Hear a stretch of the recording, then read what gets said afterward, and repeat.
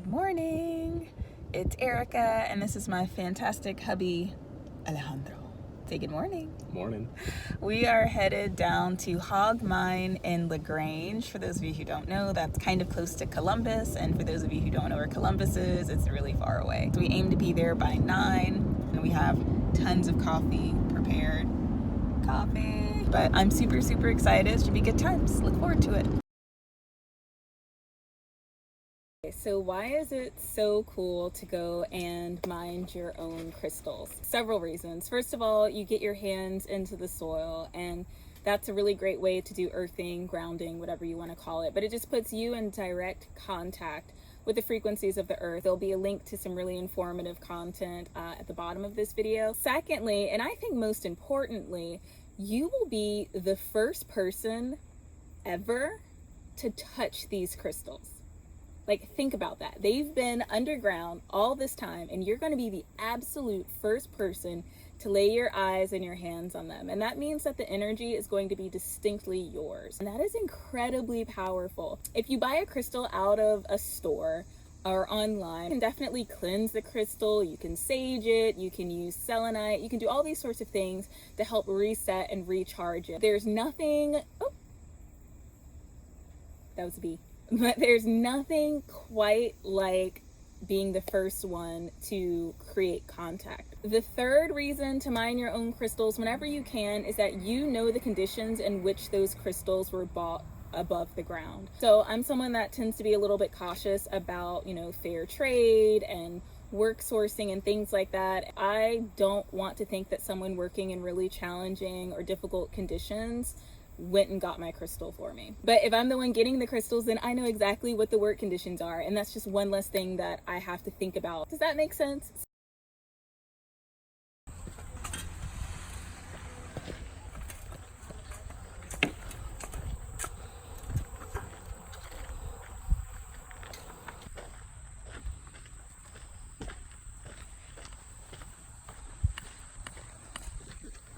Hi, Erica. So we're here at Hogg Mine, and we've picked our site for the day.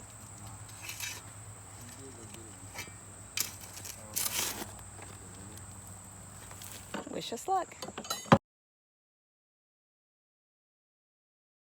It's time! So this is the final rinse of the crystals that we found at the Hogg Mine. This is the Tourmaline in its water bath. And I have the chunks of rose quartz and smoky quartz in this very official looking bucket. It seems like most of the soil is come off in this soaking process, which is really great. Yes, I could see the tourmaline. Nice. So there were very few of them, but there were some standalone pieces that weren't connected to the quartz, and these are pretty nice finds. See if I can get better light. Yeah, these are pretty cool.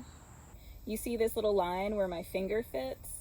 There was once a nice bar of tourmaline there, but it would have been so nice to have that little tourmaline right here. Oh, but it's gone.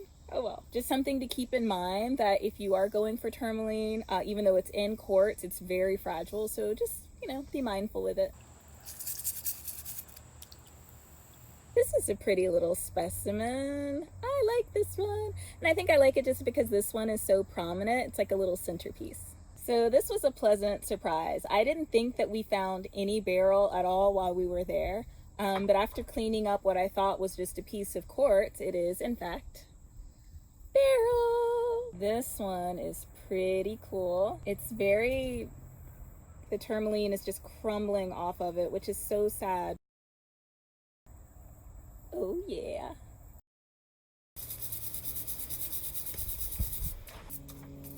Oh wow. You can already see how beautiful this one is going to be. Okay, so we've come from under the tarp, and I'm going to reveal some of my favorites. This is one of my first favorite rose quartz. I just really love the color, and it's very smooth. Really nice. Next is a very pale rose quartz, but I like it because of the striations that are in it, which, you know, on the market that would be a flaw, but here I think it looks really cool. So you can see like these distinct lines in it that are kind of neat. Now this particular rose quartz I really like because of the clarity. For our area, this clarity is really nice. See if you could put it up to the light. It's got a nice clarity to it. Now this is one of my favorite smokies. The smoky was all pretty bruised up, not too many that were clear. But this one, I just really like the vibe. I like the character that it has. This one's super cool, but it also kind of breaks my heart because the shape makes me think that it was a full point at some point in its life, and it no longer is now. But it's, in its own right, it's a pretty nice piece of quartz. Slightly smoky, but not very deep. So here is a quick overview of some of my favorites. It was a really fun activity for my husband and I to do together, so I'm very happy with the way that the haul turned out. This is maybe a third of everything that we've gotten, but it was great.